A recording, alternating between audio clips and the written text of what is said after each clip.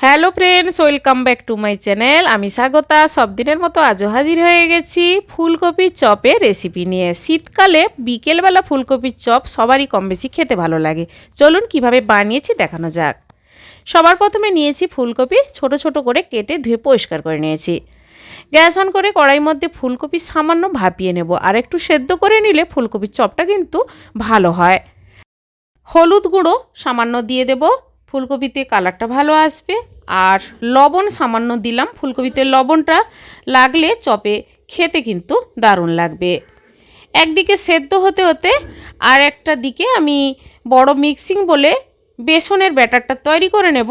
দিয়ে দিলাম 2 কাপ বেসন আর 2 table spoon চালের গুঁড়ো। চালের গুঁড়ো দিলে মুচমুচে হবে ফুলকপির চপ।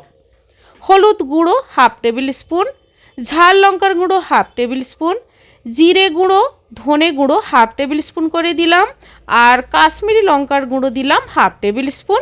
আদা রসুন বাটা একসঙ্গে পেস্ট করে 1 টেবিল স্পুন দিয়ে দিলাম। পরিমাণ মতো লবণ দিয়ে দেব, আর দিয়ে দেব সামান্য পরিমাণ জোয়ান। হাতের মধ্যে অল্প ঘষে দিয়ে দিচ্ছি স্বাদ ভালো আসার জন্য। আর দিয়ে দেব কালো জিরে।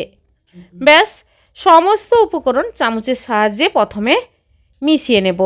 তারপর অল্প অল্প করে জল দিয়ে বেসনের ব্যাটারটা তৈরি করে নেব। আর বেসনের ব্যাটারে আপনারা জল বেশি করে দেবেন না, আস্তে আস্তে করে অল্প অল্প করে দিয়ে ব্যাটারটা মাখিয়ে নেবেন। বেশি পাতলাও করবেন না আর বেশি মোটাও নয়, সেভাবে করে করবেন।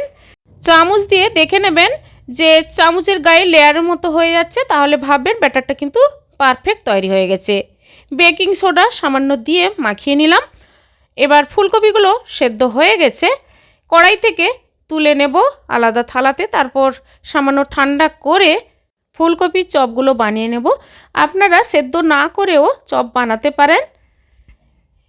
এবার আলাদা কড়াইতে রিফাইন তেল আগের থেকে গরম করতে দিয়েছিলাম। তেলটা গরম হয়ে যাওয়ার পর 2 টেবিল স্পুন রিফাইন তেল বেসনের ব্যাটারে ভালোভাবে মিশিয়ে দিচ্ছি, কারণ ফুলকপি চপ খুবই মুচমুচে হবে।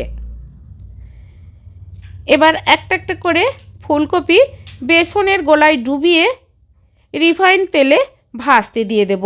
তেলটা ভালোভাবে গরম হয়ে যাওয়ার পর কিন্তু ফুলকপির চপগুলো আমি ভাজতে দিলাম। গ্যাসের ফ্লেমটা এবার হাই টু মিডিয়াম করে রাখবো, তা না হলে চপগুলো তাড়াতাড়ি ওপরের দিকটা পুড়ে যাবে।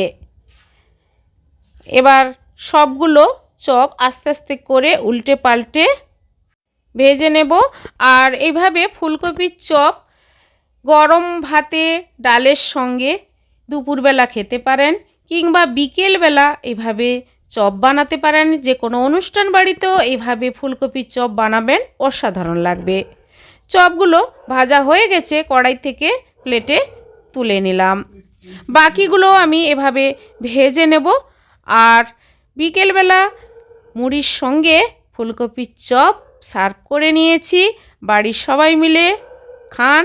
এই রেসিপিটি কেমন লেগেছে কমেন্ট করে অবশ্যই জানাবেন, লাইক করবেন, আর আমার চ্যানেলটি বন্ধুরা সাবস্ক্রাইব করে নেবেন। আর আপনাদের দেখাচ্ছি ফুলকপির চপ কতটা পরিমাণ মুচমুচে হয়েছে, খুবই সুন্দর হয়েছে। আজ এই পর্যন্ত, সবাই ভালো থাকুন, ধন্যবাদ।